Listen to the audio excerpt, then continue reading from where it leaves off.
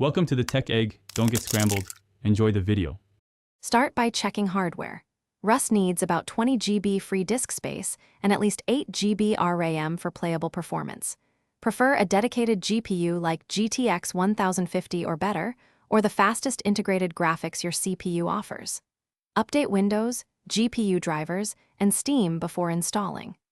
Install Rust via Steam and keep the game patched to reduce crashes and bugs. Free up an SSD partition and close heavy background apps like browsers or video editors, leaving at least 4 GB of additional headroom for system processes.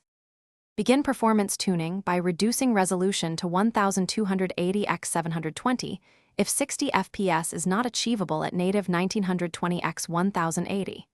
Lower shadow distance, water quality, terrain, and draw distance to significantly raise frame rates without losing gameplay clarity. Disable anti-aliasing and set textures to medium if RAM is limited.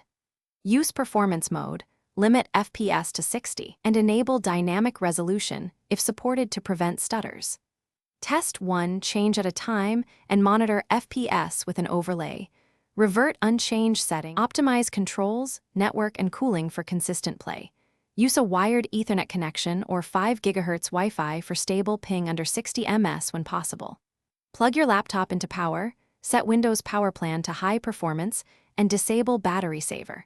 Keep CPU and GPU temps below 85 degrees C by using a cooling pad and cleaning vents. Consider undervolting if thermals limit clocks. Map hotkeys. Lower mouse sensitivity to 400/800 dpi.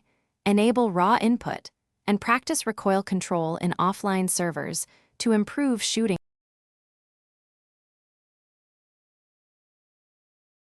Thanks for watching. Consider subscribing if I helped unscramble your problems.